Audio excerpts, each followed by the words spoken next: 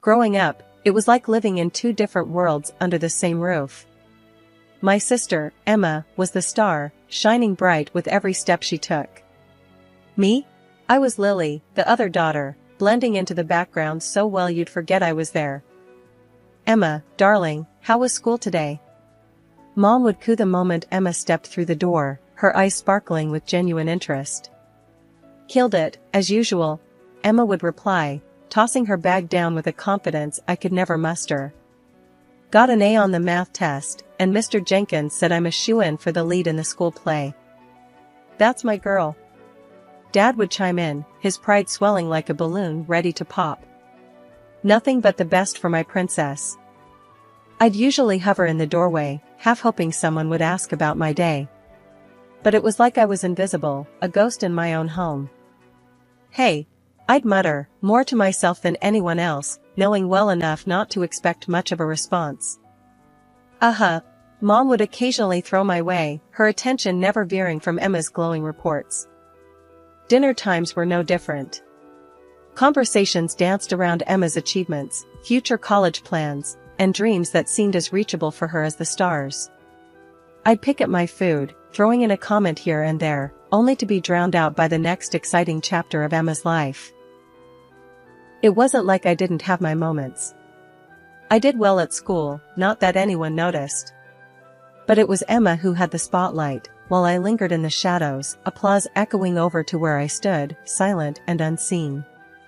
When Emma got her acceptance letter to a prestigious college, the house erupted. It was all they could talk about. Plans were made, budgets adjusted, all for Emma. I can't believe it.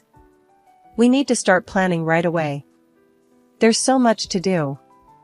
Mom was practically vibrating with excitement, her mind racing through a checklist of preparations. I knew she could do it.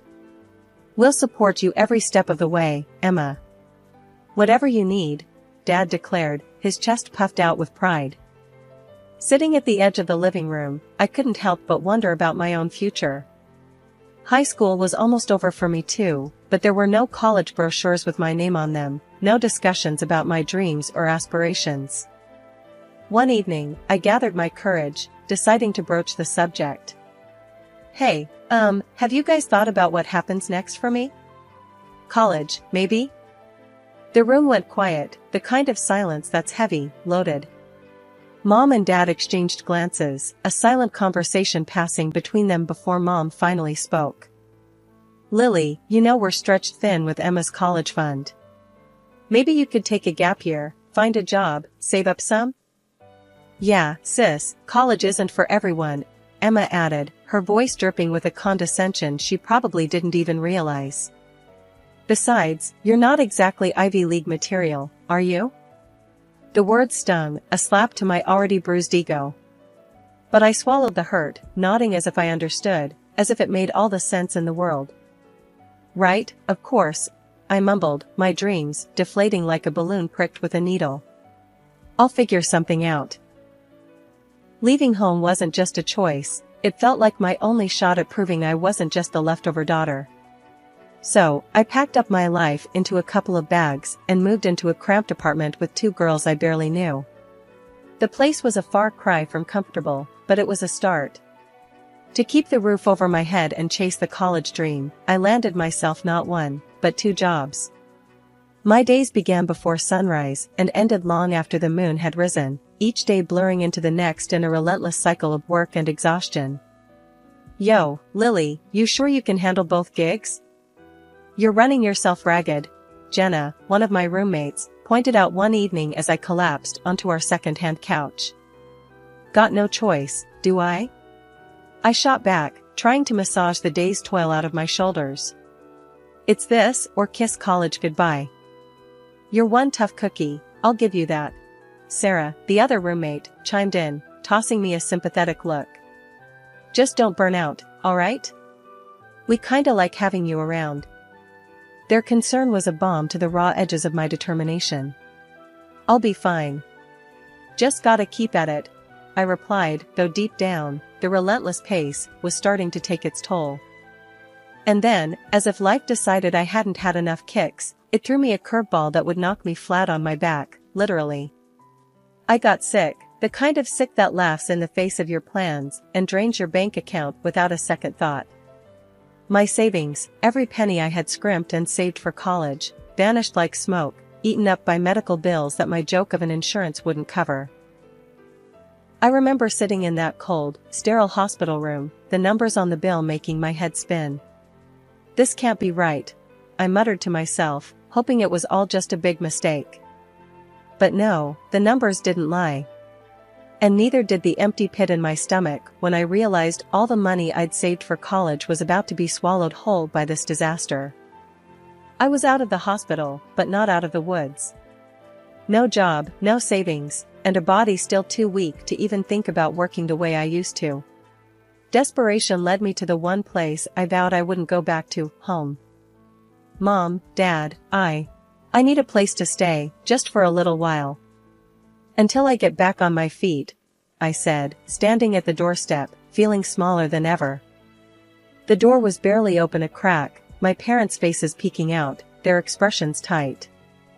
Lily, now's not a good time, Mom said, her voice laced with something like regret, or maybe it was just inconvenience. Yeah, with Emma's wedding and all, we're really stretched thin as it is, Dad added, not meeting my eyes. I couldn't believe what I was hearing. Stretched thin? I'm not asking for money, just a roof. Aren't I your daughter too? It's just, Emma's going to move back in after the wedding. Her and Mark need the space. You understand, right? Mom's attempt at sympathy felt like a slap in the face. Understand? No, I don't understand. I snapped, anger boiling over. You've always made room for Emma, always. And here I am, asking for once in my life, and you're telling me there's no space for me? Lily, please, this isn't easy for us either, Dad said, but it was too little too late. Save it. I get it. I've always been the second choice, the backup plan. Well, guess what? I don't need you. Never did. I spat, the words bitter on my tongue. Turning away, I felt the final thread connecting me to this so-called family snap. I was alone, truly alone, but I was determined not to let this be the end of my story. Damn them. Damn all of them, I'd whisper into the darkness, a promise to myself more than anything. I'd get through this, on my own terms. And when I did, I wouldn't look back. After my family turned their backs on me, I hit rock bottom. No cash, no place to crash, nothing. In a moment of sheer desperation, I dialed Aunt June, Mom's sister. Unlike Mom and Dad, Aunt June had always been the straight shooter of the family, never one to mince her words. Hey, Aunt June, it's Lily. I'm kinda in a bind, I said, trying to keep my voice steady. Lily? What's wrong, kiddo? Her voice was laced with concern, a stark contrast to the cold reception I'd gotten from my parents.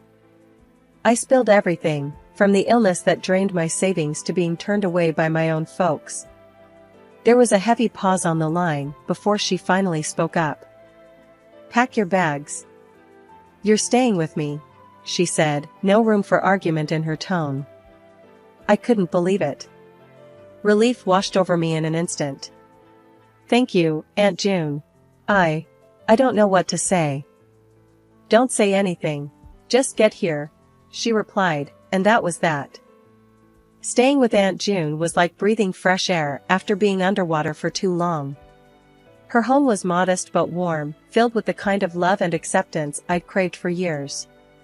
2 weeks into my stay, we sat down at her kitchen table, a pot of her infamous strong coffee between us. Lily, what do you want to do with your life? Really do? She asked, her gaze piercing.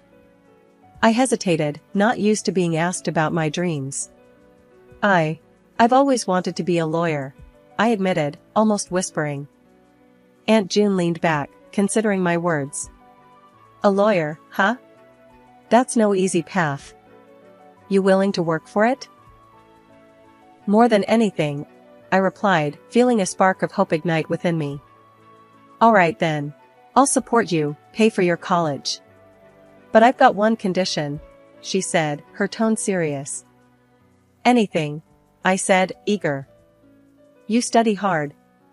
No slacking, no excuses. You aim for the top, understand? I'm not funding a half-hearted attempt. She laid down her terms, clear as crystal. A grin spread across my face, the first genuine smile in what felt like ages. You got it, Aunt June. I won't let you down. And just like that, my life took a new direction. I enrolled in college, a fact I kept from the rest of my family. The days were long, classes during the day, studying into the night, and helping Aunt June around the house whenever I could. But for the first time in a long time, I felt like I was on the right path. Remember, Lily, hard work's the key. You keep at it, and there's nothing you can't achieve, Aunt June would remind me, her belief in me a constant source of strength. Thanks, Aunt June. I won't forget, I'd promise, holding on to her words like a lifeline. Aunt June's support was my rock, her home my sanctuary.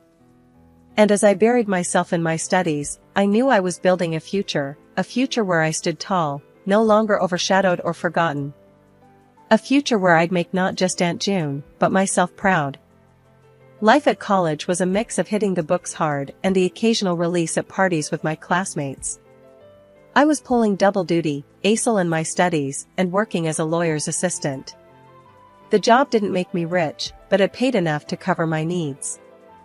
Aunt June's place felt more like home every day, and we got real close, like mother and daughter close. One night, out of the blue, she told me, "Lily, I always wished for a kid like you." That hit me deep, made me realize how much I'd come to mean to her. My crew from college was solid. We'd hit parties when we could, just letting off steam and trying to remember we were still young and alive amidst the chaos of law school.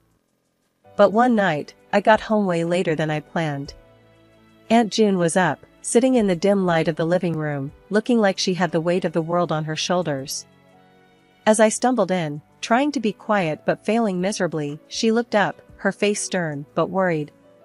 "Lily, we need to talk," she said, her voice cutting through the late-night fog in my brain. "Sure, Aunt June, what's up?" I replied, trying to sound sober and probably failing. "It's about your priorities, kiddo. You've been going to these parties a lot. I see how hard you're working, but I'm worried you're losing sight of why you're here." She laid it out straight, no sugarcoating. I felt a lump in my throat. She was right. "I'm sorry, Aunt June. You're right. I've been messing up. It won't happen again, I promise. My studies and the job, they're my priority." I lost track of that. Aunt June's expression softened. "I know you're young and need to have fun, but you've got a rare chance here, Lily. Don't waste it. I believe in you, always have. Just, make sure you're not spreading yourself too thin, alright?" "Thanks, Aunt June. I needed to hear that. No more parties for me. It's time to buckle down even harder," I said, feeling a renewed sense of purpose. From that day on, I cut out the distractions. I dived deeper into my studies and work, determined to make Aunt June proud and to not let myself down. The parties and late nights gave way to early mornings in the library and long hours at the law office. It wasn't easy, balancing it all, but knowing I had Aunt June's support and believing in the path I'd chosen kept me going. My classmates noticed the shift. "Lily's gone all in, huh? Barely see her out anymore," they'd say. But I knew I was making the right call. The goal wasn't just to get through law school, it was to excel, to build a future I could be proud of. 7 years zipped by faster than I ever thought possible. There I was, standing on the graduation stage at 27, with my name being called out for excellence. In that sea of faces, there was one that stood out, glowing with a mix of happiness and pride, Aunt June. She was the only family I had there, the only one I needed. Her support had been unwavering, her faith in me unshakable. As I walked across the stage to receive my accolades, I caught her eye and saw a tear roll down her cheek. It was a moment I'd never forget. "This is for us, Aunt June," I whispered under my breath, my heart full. After graduation, I landed a job at a prestigious law firm. It felt like a dream. All those years of grinding, studying, and working had paid off. I was making a name for myself, proving I wasn't just the overlooked second child. One evening, Aunt June and I sat down for one of our heart-to-hearts. She had a way of turning any conversation into a deep reflection on life. "You've done so well for yourself, Lily. I always knew you had it in you," she said, her voice warm but tired. "Thanks to you, Aunt June. You believed in me when no one else did," I replied, feeling a mix of gratitude and concern for her evident fatigue.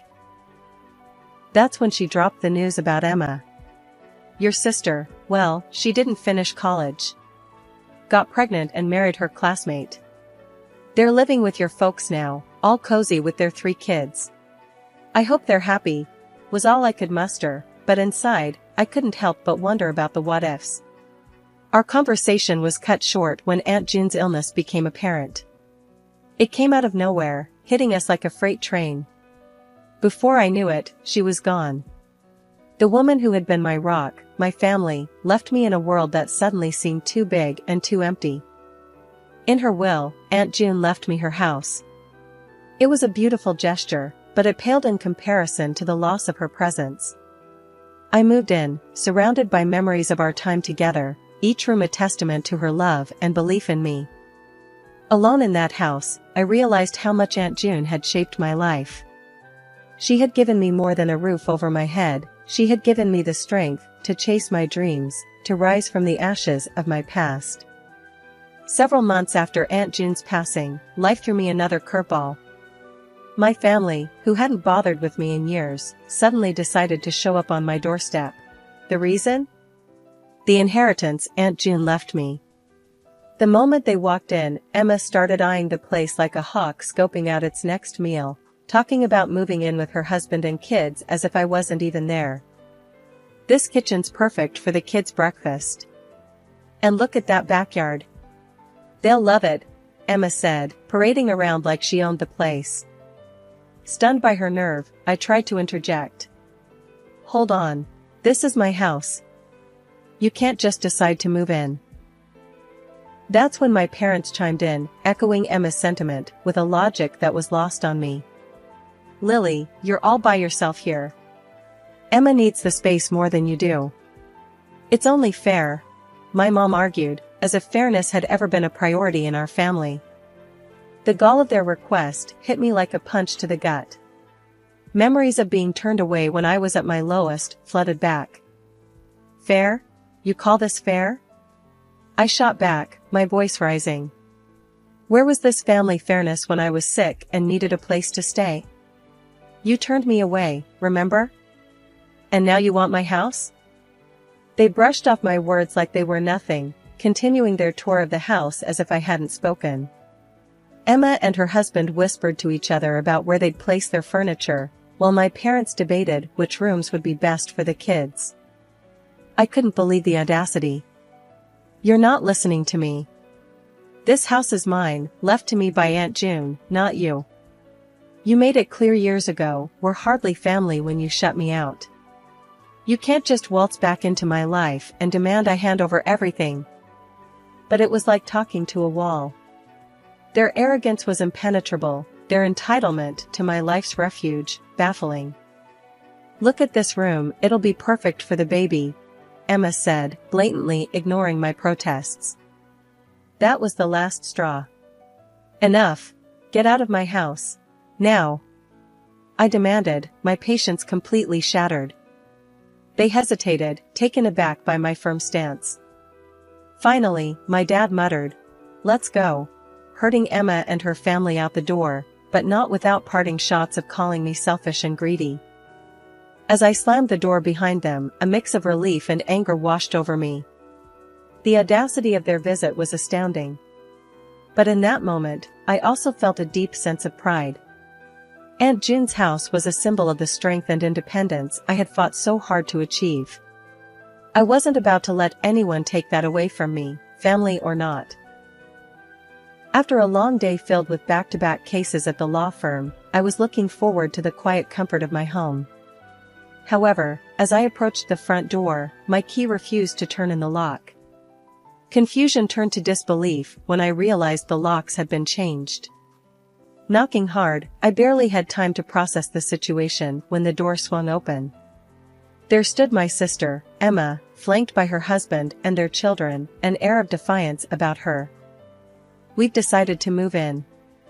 It's better for the kids, and there's plenty of space," Emma stated matter-of-factly, as if it was the most natural decision in the world. I stared at them, a mix of anger and shock coursing through me. "This is my house.